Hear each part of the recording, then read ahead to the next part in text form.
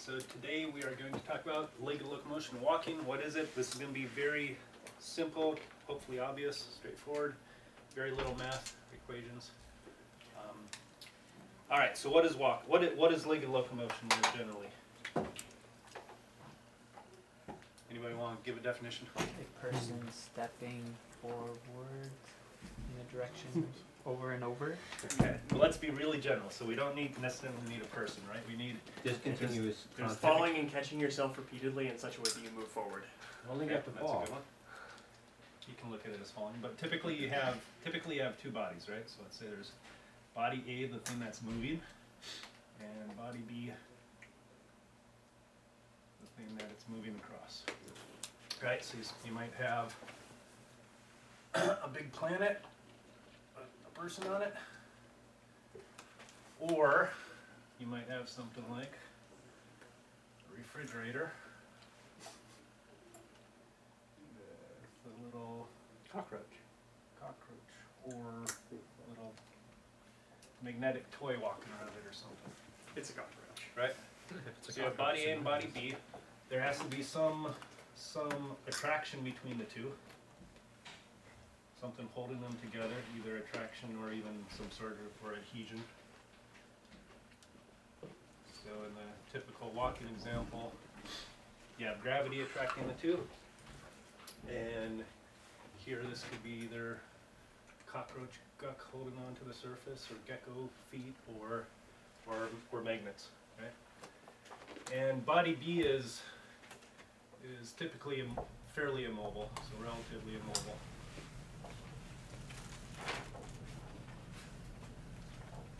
Right. And then somebody said there's intermittent contacts.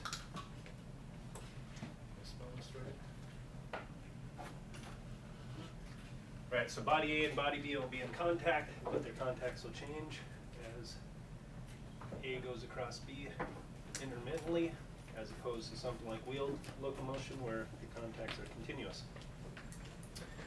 Let's see here, what else? So then if you fail in legged locomotion or walking, that's what we call referred to as a fall or a slip or a trip or whatever. And I would say that the easiest way to define what a fall is when you have undesirable contacts.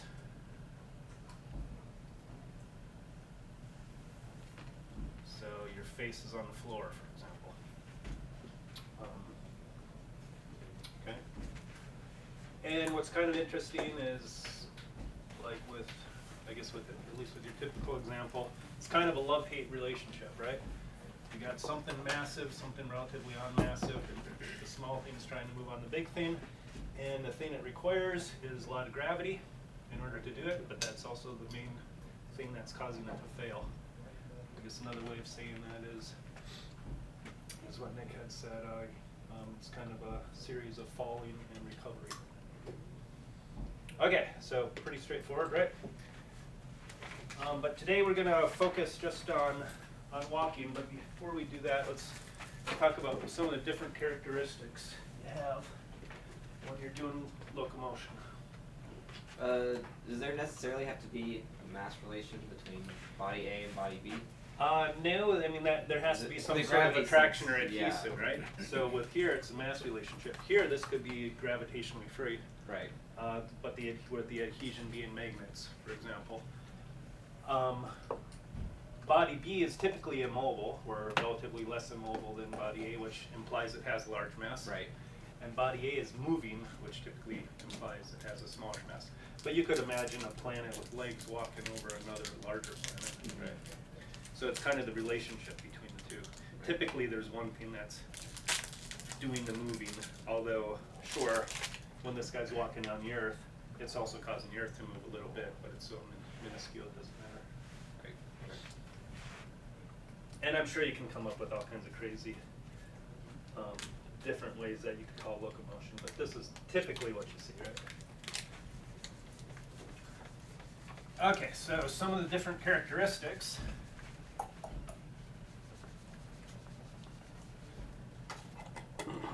Would be things like, would be number of contacts, or let's call it number of appendages.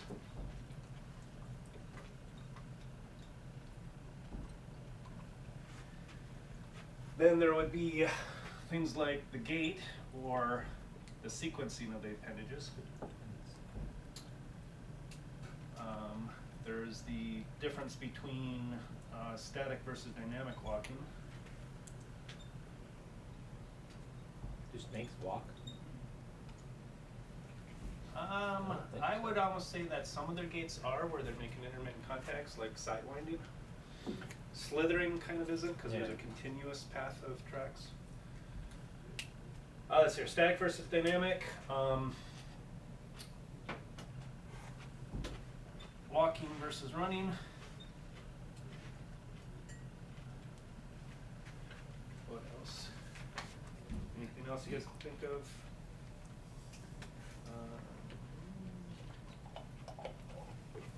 I guess what's causing the attraction. So whether it's gravity or magnets, whatever. And then there's kind of how it's controlled.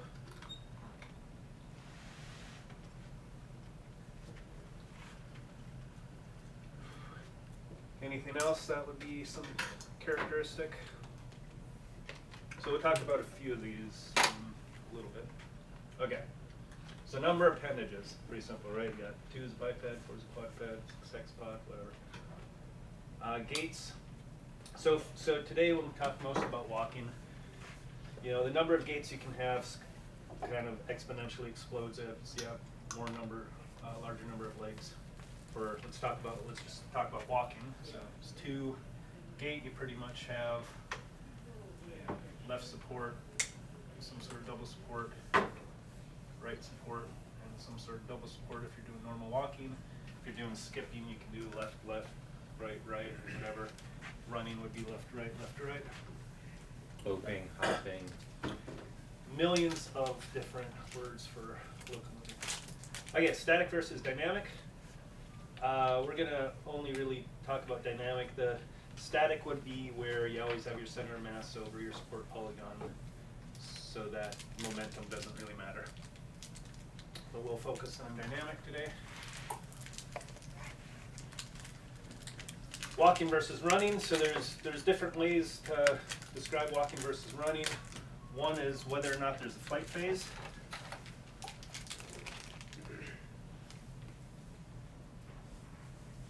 So in running, if there is a flight phase, then you necessarily are running by any definition of the word, really. But another way is energetics, kind of the phasing of potential energy versus kinetic energy. And for example, when an elephant is running, it always has, when an elephant is trotting, it has 2 feet on the ground at all times, even when it's running. So the elephant doesn't have a flight phase. But if you look at the potential energy versus kinetic energy, let's see. So let's do a flight phase one first. Suppose you just have a flight phase, you kind of fall in a parabola. Then once you hit the ground, invert the parabola, go back from there. So during stance, if you look at kinetic versus potential energy, here it's losing potential energy as it's getting lower, and it's slowing down. So they would kind of be in phase.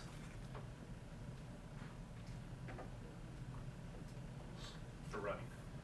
Whereas for walking,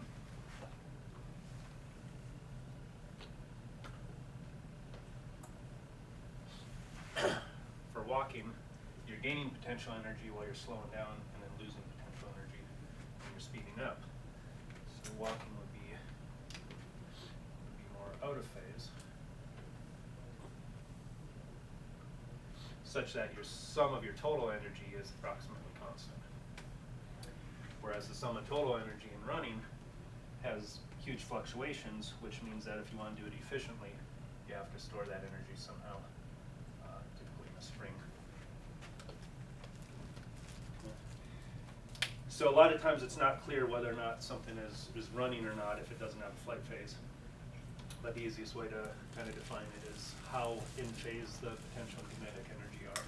If they're way out of phase, you call it walking. If they're way in phase, you call it running. Is there an established threshold for that, or is it? I don't. Just I'm kinda not sure. Take your pick.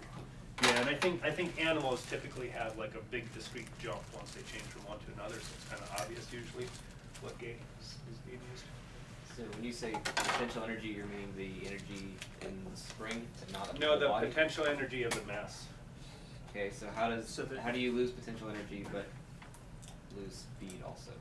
Well, for example, with running, you're lowering in your height during stance. Your height's decreasing, Okay. and the angle in which, and you're kind of compressing, and your force on your body is this way, so it's slowing you down.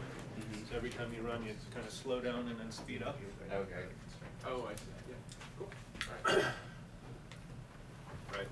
But then if you also add the spring as part of the potential energy, then add it all up, then the total energy is nearly constant. Right. But there has to be some sort of energy storage inside the body, not just the mass of the robot. Did T efficiently run? Okay, cause of attraction. We're going to talk about gravity today. Probably stick with that. And Hall control, we won't talk about that much today, but there's pretty much that's where all the research is on walking. You got from one end of the spectrum, passive dynamic walkers that have no control at all, to the other end of the spectrum where you control every single aspect of what's going on all the time, and all kinds of things in between. Okay, any questions? All right, pretty obvious stuff.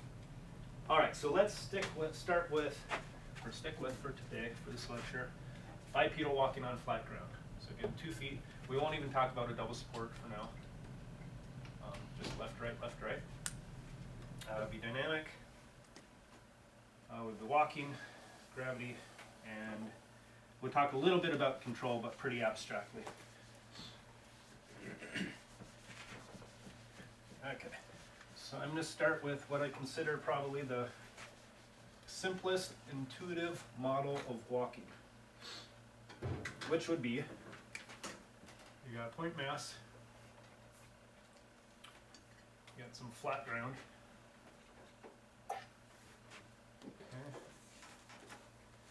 okay, and you've got some point foot on the flat ground, okay?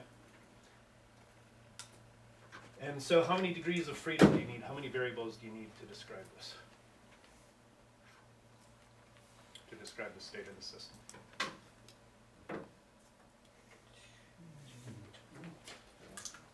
So you got, To describe so we're position. saying 2, so 2 to describe positions, let's call them X and Z. Let's make the ground Z equals 0. Assuming that there's contact too, if there's not contact, you need 3 to account for the rotation as well. Well, there's point mass, so there's no rotation. But the orientation between the point contact and the mass. There is no. Right, so that, well, this distance, well, let's just arbitrarily for now call this X equals 0. There. Okay.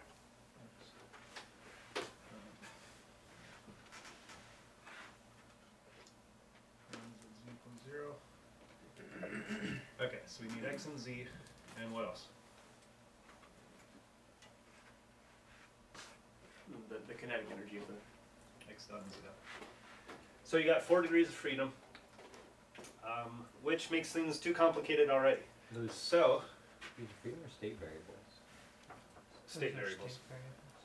4 state variables, 2 degrees of freedom. However you want, whatever you want to call Maybe them. I'm needing it. Okay, we have 4 state variables, which makes it too complicated for me already, so I'm going to restrict Z to be on some sort of path. And this is in a plane, it's on the board. Not 3-dimensional, but let's restrict Z to be some function of X. Okay, which then allows us to get rid of Z and Z dot as state variables. And now we only have 2 state variables, X and X dot. Is time a variable for consideration?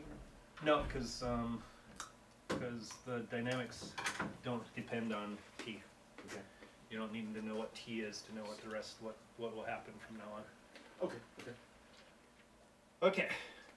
What's nice about having it only be two variables is now we can draw phase diagrams, and the dynamics can't be very complicated when you have only 2 degrees of freedom. So, if we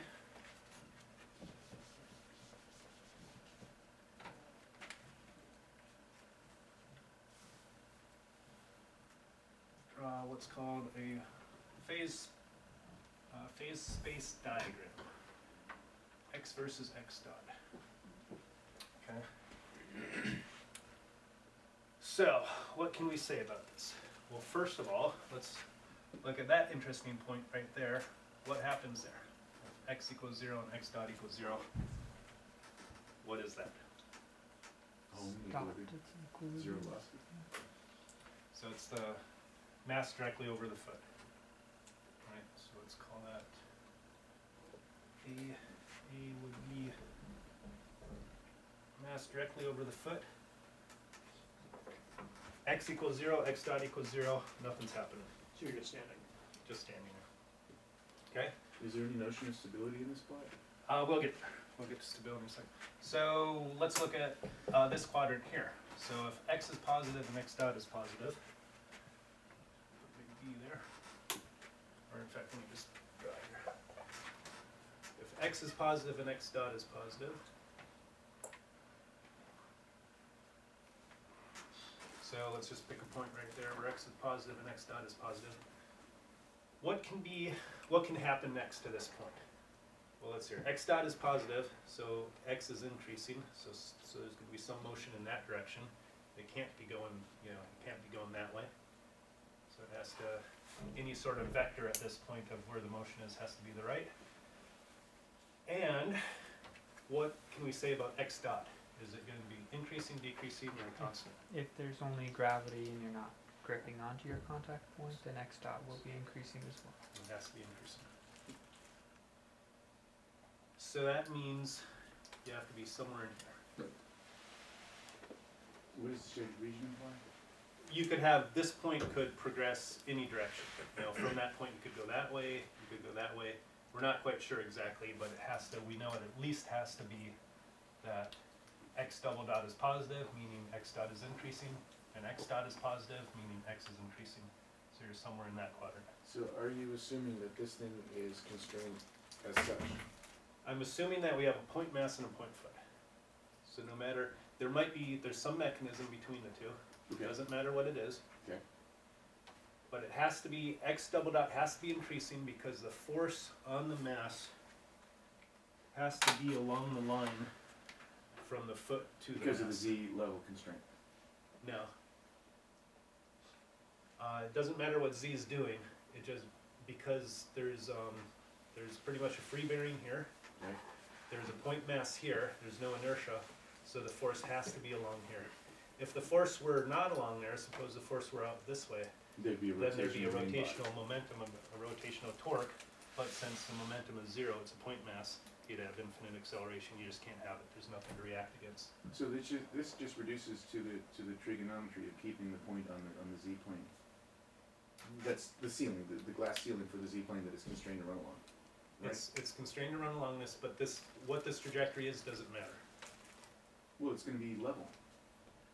Now, Oh, it in- could be. yeah, in this discussion, this trajectory, what the z trajectory is, z equals a function of f of x, does not matter, as long as z is always positive. Okay, as long as z is always positive, then we know that let's see here, just say Z that or x, or you mean it? z is always positive. Okay, well, it's constrained to be a fixed value, right? No, Okay. it's constrained to be along any curve. Okay. Okay. Z equals f of x. A fixed value would be a legitimate one, but it doesn't matter. Okay, so the sine of x double dot equals the sine of x. Right? If the mass is in front of the foot, it has to be accelerating. If it's behind the foot, it has to be decelerating. Right? So therefore we have to be, if you look at the vector field in this quadrant, any point in this quadrant has to have a vector that goes to the right and up. That's a way of saying that the foot can't pull like a bird grabbing a branch. It's just not happening. Right. Right. Okay. Yeah, because F has to be positive. F is greater than 0. Okay. Okay, so how about this quadrant? So here x is, x dot is negative, so x has to be going this way. And that's just the reverse situation still. Okay, and what about this quadrant? So here x dot is negative, so x has to be going that way. But x is positive, so x double dot has to be positive, so x dot has to be increasing. So like this, right?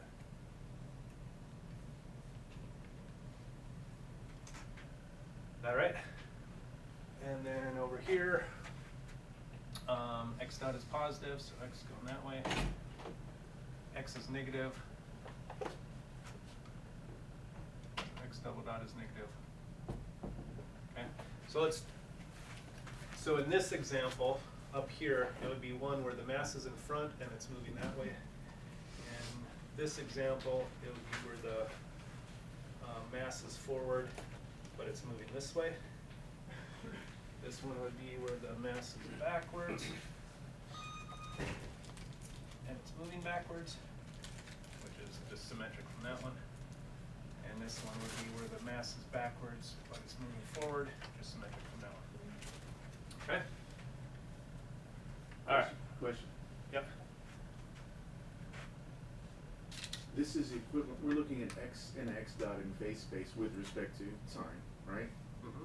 And we have an x naught reference and we have our motion. Isn't this equivalent, will it show up in the same in the plot? If we have a moving reference that moves with a robot and the support point on the ground moves backwards like treadmill? Probably. Okay, Probably. there should be an equivalence. So Okay. it might be more convenient to go for coordinate systems like that unless there's a. Nope, for today we're doing it this way. Okay. Okay, so we got our second order system here. And just by knowing that motion has to be in these directions and that there's no motion there, we can really quickly see how the system has to behave. So suppose the system's a little bit up here, meaning that it's a little bit tipped forward, just slightly, and moving a little bit forward. Then we know that any arrow coming out of this point has to be up and to the right. So maybe it's to there, and then maybe at that point it's to here, etc. So there's going to be some trajectory coming out of here, going off to infinity, right? It's pretty much you're falling forward. And then symmetrically back here, there's going to be some trajectory coming out here, going forward. And what's important is that if you look at the slope on this line anywhere, it always has to be down and to the left here. So you couldn't have, for example, this path couldn't do this, because then at this point it'd be going that way, which is not what it's supposed to be doing in this quadrant. But it can zigzag around. And the shape it'll take depends on a lot of things, but most including what z as a function of x is. So it's going to be some shape going out like that. Okay. How about if you're a little bit up here? It's going to come to A. So if it's just right, it'll come to A. So if the velocity is just right, so that there's just perfect amount of energy, it'll come to straight up. Okay? And there's going to be some set of trajectory. So there's going to be some trajectory here that comes down to A. And same thing on this side here, right? Like a sliding surface. Okay. And then if you look at things in between these two here, you can do something like this. Now what's important is to note that when x dot equals 0, this line here, you need to make sure that you cross these straight up and down. So that's going to be the behavior here. And symmetrically over here. Can the lines ever cross? No, Why not? if that was the case, then you'd have multiple different paths that could be taken from any given point, and this system would cease to be deterministic, which it is at the moment. Right. And what you'd have to do to resolve it is add another state variable, so that because the state variables, we're saying since there's two state variables, that means that if you know where you are from now on, you'll know where you're going to be. But if lines cross, then that can't be the case. Now it looks like they cross at the origin, right? But they're not really crossing at the origin. There's no motion at all. So those points never actually get exactly there unless they started there. Okay, so this is the behavior. You can't have lines crossing. So are they hyperbolic contracts? Hyperbolic contracts? Not in this case. They're they're hyperbolic-like. But since we don't know, since the dynamics aren't linear right now, for a linear system, and what we'll get to later with linear inverted pendulum, they will be hyperbolas. Okay. But then there's nonlinears. Understand? Yeah. Okay. So can there be any other fixed points besides the origin? No, without Not with this system. Not with this constraint that sine of x double dot equals sine of x, right? Because that would And mean z that dot. x double dot is only 0 when x equals 0. And there can't be limits to this, right? So what is this called? What's the name for this type of behavior? Saddle. It's a saddle. So that's a saddle point. So a saddle is, if you're kind of looking at it from overhead, and looking at things, what's the way of describing it? Looks If like you're a to, saddle. it looks like a saddle from overhead. Yeah, if these are height contours, or two go up and two go up and two go down. I guess one way of looking at it is if the arrows show water flowing downhill, these would be up, these would be down, and you'd have a saddle. So with saddles, you have a fixed point, but it's not stable. You have two kind of eigenfunctions coming in, where if you start on those, you'll go to the middle. But even the littlest bit of offset from that function, and you go flying off to infinity because of your unstable modes. Okay.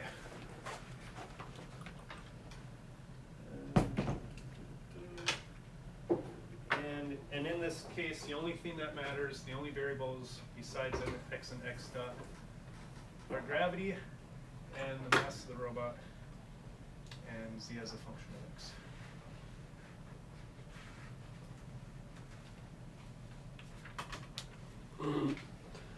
Okay. So these kind of eigenfunctions, another name we'll give them, talk about a lot more later, are what we like to call as capture trajectories. This one here and that one there. Okay, so then, what is walking in terms of this? So here we haven't talked about moving the foot, right? We just have it arbitrarily defined as 0. So we can look at it this one of two ways. Whenever we take a step, we can say we either redefine where x equals 0 is, or we just keep making this graph go out to the right. So let's do the second one first, just because it's a little bit more clear. All right, any questions? All right, good. So where would the next point be up to the right? I'll get to that right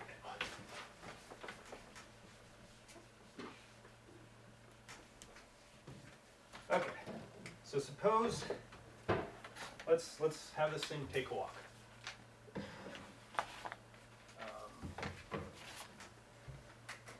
So it starts here, straight up. But let's have it start slightly tipped over so I can get going. Okay. And so right there, it's on the unstable trajectory. Right?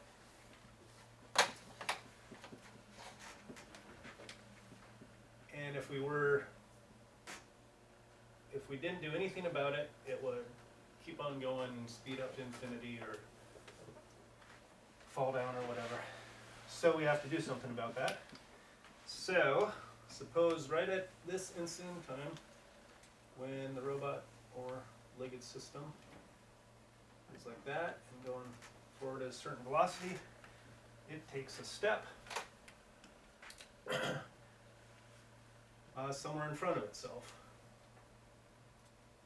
Okay, so now when it takes a step there, that whole phase portrait we had before all of a sudden shifts from being here to being over here. So let's kind of just draw that a little bit, what the options are. So you have your unstable trajectories, stable trajectory, capture trajectory, these guys, and these guys, one of which will go through that point, right? Through which point? Through the point that the center of mass was at, where the state was. So again, this is Okay, sure. So we just switch upper right for upper left quadrant. X and X follow the dot. track. So when the robot was right here in this configuration, it took a step, redefining, or took a step to here. So now the dynamics shifted to here, and the trajectory it happens to be on now is this guy. And so then it can, stay on that trajectory for a while until, suppose, right about here, it takes us another step. And okay, so when it passes through this point, that's when it'll now be straight up going forward. But notice it lost some of its velocity because it went on that kind of virtual pendulum, slowed down a little bit. Then here, it now goes forward and is speeding up. And since it happened to take a step at a point which is above this capture trajectory, it's going to keep doing forward motion. Suppose it had taken a step and had been below this capture trajectory, It would fall down backwards. then it would have not gotten over and fell down backwards because it would have been on one of these trajectories. Okay, so now suppose at this point it takes a step a little bit longer here, such that the new dynamics have it such that that happens to be a capture trajectory.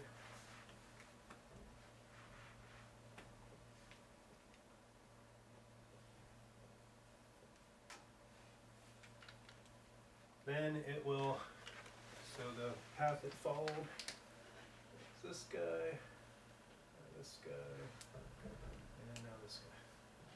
And now it comes to a stop. If it took the step in the exact perfect location.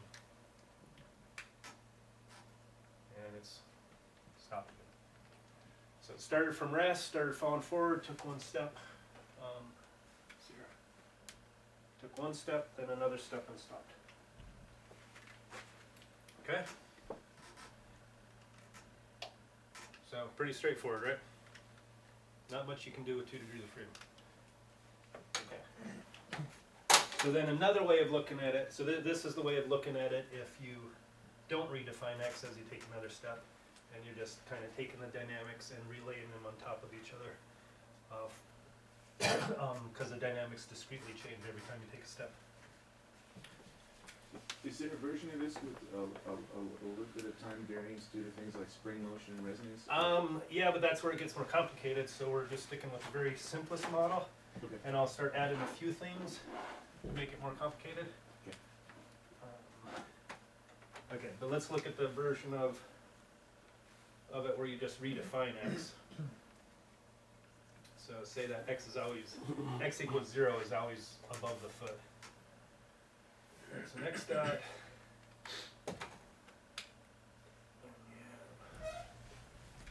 stable modes, capture modes, these guys.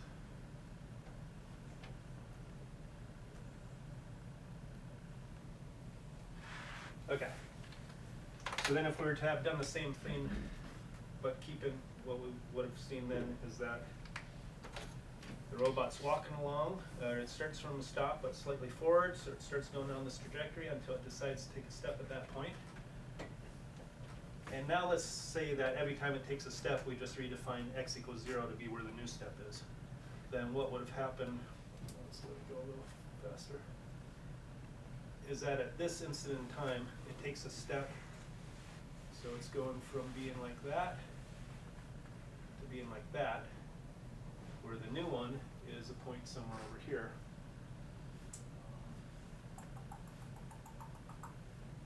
Now in taking a step, there might be some impact dynamics where you slow down a little bit. But, so x is going to be redefined, and x dot is going to be exactly the same or slightly lower. Right, so let me draw it a little bit of slightly slowed down.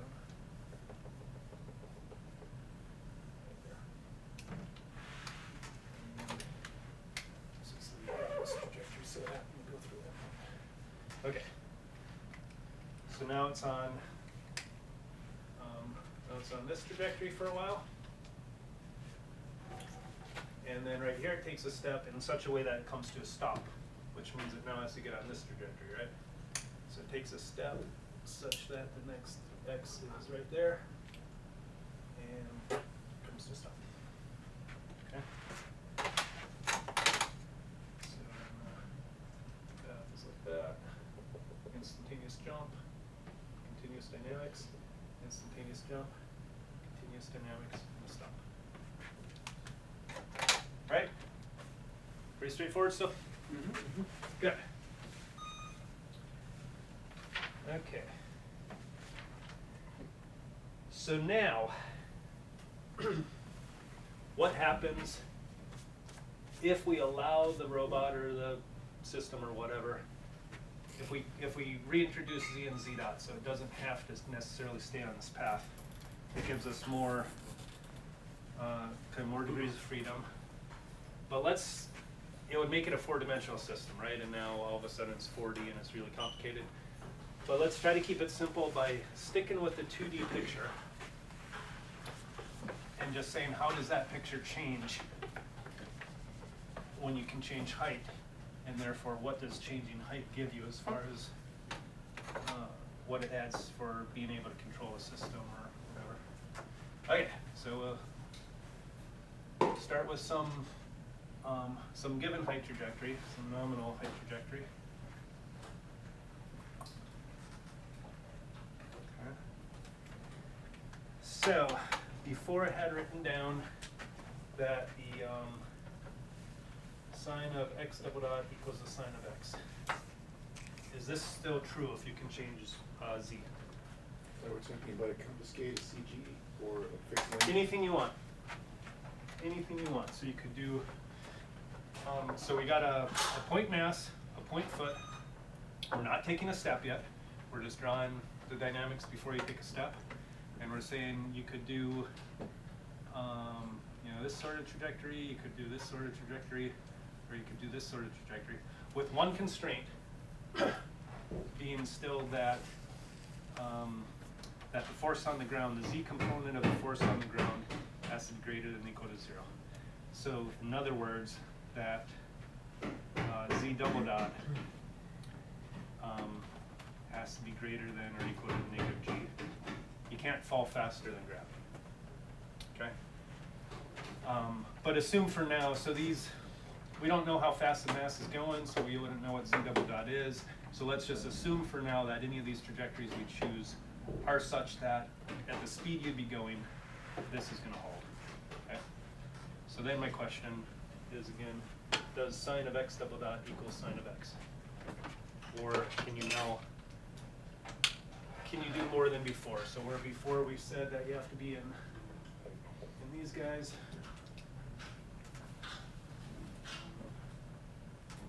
However it was, let's see here. So here x double dot is negative. Is that right? Yeah. No. I guess I can just look at my arrow here. It has to be to the right and down.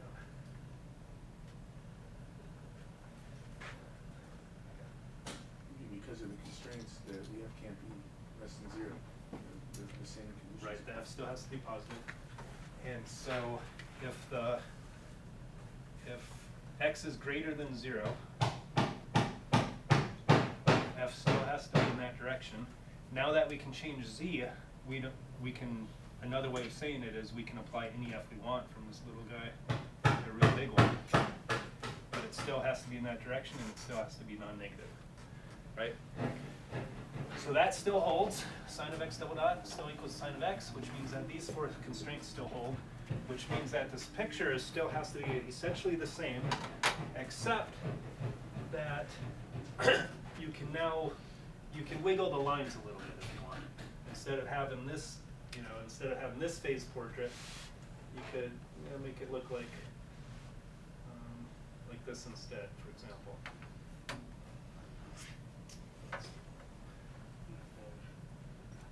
So you can kind of change the phase portrait, which gives you more opportunities. Suppose your goal is to come to a stop. It gives you much more opportunity now, because you could say, well, if my state's out here, I'm going to take the trajectory that gives me this phase portrait. Or if I'm out here, I'll take this trajectory. Or if I'm out here, I'll take this trajectory. But because of these limits, and because of the limits of the robot, it might not be the case that if you're out here, that you'd be able to design a trajectory. In fact, there's going to be there's going to be some limits which are just the parabolic falling. Let's see here. If you want the minimum x double dot, so I don't know. There's going to be some limitation on one side, which is parabolic falling. It'll either be up here or up here. I'm not sure. You guys can figure that out later. But it's going to be symmetric. And then there could be some other limitation as to how fast you can accelerate. Right. So there's a limitation that z is greater than 0, but maybe there's also some limitation on the maximum f that you can apply before your actuator is saturated or something. But anyway, what this is going to do is it's going to make the available capture trajectories, now instead of being a single trajectory, it's going to be a larger set of trajectories. So does this mean we're no longer time invariant? Right. Yeah, you could decide beforehand or during or whatever what trajectory you're going to follow. So the trajectory was decided before. It could be decided before, or it can be controlled. You had a specific XZ trajectory to follow. Well, it wasn't necessarily. It was just everything invariant. The dynamics were fully determined. There was only 2 degrees of freedom. There's absolutely nothing we could do anymore, because there's two state variables, 1 degree of freedom, and there's 1 degree of freedom along a predetermined XZ path. Yeah. So there was zero. There was zero degrees of actuation left. There was nothing we could do. Now by having x and z, we can decide what the leg length is, and so we can change the leg length or the z height, whatever you want to look at it, as we're going down this. So we can kind of squirrel along in here, or we can take one path, or whatever. So if you want to come to a stop, there's more opportunity, and then depending on how, what sort of trajectory you want out here, if all of a sudden you're on this trajectory, you could reshape it a little bit to instead be this by changing your height. And let's just look at this case here. So this would be where the robot is going forward, and you want to come to a stop. Well, if you're going too fast, faster than you would normally, should you increase your height or decrease your height? Increase. Increase, because that'll take energy out of the system, and so do that instead. And if you're going too slowly, then decrease your height. And a good example of this is long jumpers. When a long jumper lands, they don't stand up immediately. They keep their center mass as low to the ground as they can for as long as they can until they're over that hump, and then stand up. I'm not sure I'm understanding this. If a jumper's landing point is ahead, right? Well, if they're coming in on that trajectory, they're just going to compress, and that's going to slow them down and also bring them down closer to the ground, both, because they're on that trajectory, right? If they tried to rotate up immediately on touching down, they wouldn't be able to. They need to, they don't have the energy to get their center of mass up high over that point. They do have the energy to get their center of mass low over that Yeah. that point that they're standing on, however. So if this was a long jumper and this is where his foot landed, Right. and this is the trajectory he takes to make it past that point, if he had instead made his legs really stiff and instead kind of stood up immediately, tried to stand up immediately, He wouldn't have forward he would have velocity. fallen backwards, because that would have required converting more kinetic energy to potential. So in the limit, on the straight line from the O to the X, our trajectory is above that, so he's adding Z, right? Well, no, I'm just saying that this is the trajectory he takes in order to get over where his foot landed. Right, he compresses his legs, comes down and keeps going. Had instead he said, oh, I'm just going to stand right up, he would fall backwards. So if we drew a straight line from the O to the X, Yep. and he did whatever he did to do to compress his legs, just to follow that straight line trajectory and hit the ground at X, Right. okay, his forward velocity would slow down in the limit as his height went to 0, and he would impact. So are we adding Z to maintain Well, yeah, I velocity? mean, you What was this initial question? Oh, in I this see what you're sense? saying. Yeah. Okay, so if you took exactly this path, your velocity would be higher than taking this path, but you'd hit the ground. So you have to do two things. You have to have enough velocity to get past, and you have to make sure you don't hit the ground. You mean lower? You don't want to take this path, right? Because then you'd hit the ground in front of the foot. Right. This path would give you a larger velocity, but you'd hit the ground. So you have to go at least in front of this path. You say But you larger again, I'm saying slow for that. No, you would be going faster at this point than you would be if you did this trajectory at this point. I'm saying slow. No, anything above it, you're going to be going slower. I'm saying the reverse, because Look at the amount of energy in the system when you reach. you have to slow down to hit the ground before when the you foot when is. you reach the point of X, we're not talking about the dynamics of what's going on in the leg. When you reach the horizontal position of X, the higher up you are, the more gravitational potential energy you have. The lower you are, the less you have there, which means that you're going to have to put that energy somewhere. Well, Since we're not absorbing it in our there's- legs, it ends up in Okay. kinetic energy. Let's discuss this again later, but there's more going on than just the potential of kinetic energy. That's right. There's also how long you're applying the force on it. You know, because True. Okay, and also there's a constraint that you have to, that Z double dot has to be greater than G. So some of these might not even be feasible because of that. But let's continue. Okay. But typically, if you are going to get over the hump, if you are going to make it to the hump, that doing it this way, you'll have more velocity once you hit there than doing it higher. And there's it has a lot to do with second moment of area of this surface, but we won't get into that right now. All we need to know is that's faster, that's slower. Yes, it's best if you crouch and jump. But as far as this goes, what it does is widen up this trajectory.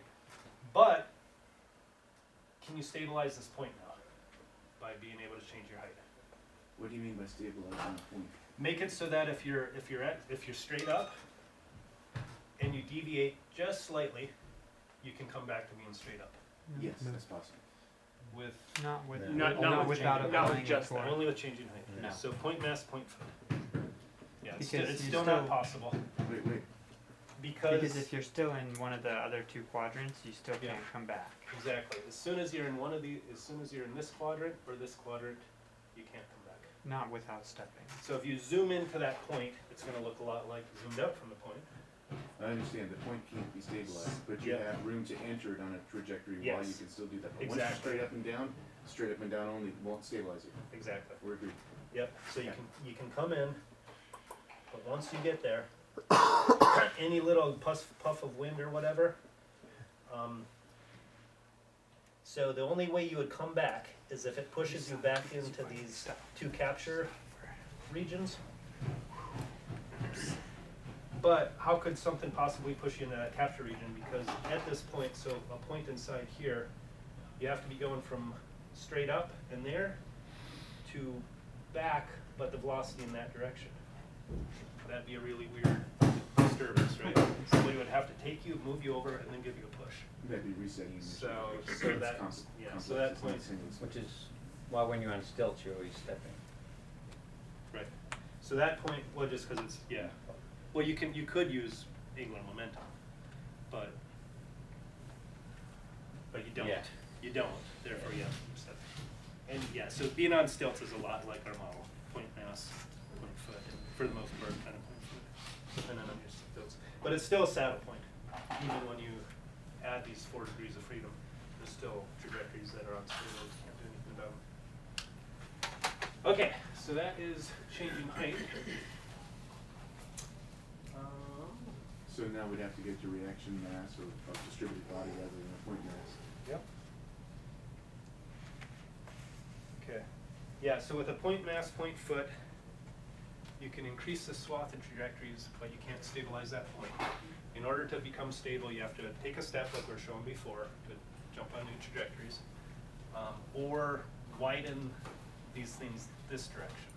And that's what you essentially do by having a foot, so that these swaths come in and fill the whole area around the point. So that's what you do by having a point where you can change your center pressure, or using angular momentum. Should we take a break? Quick break? Sure.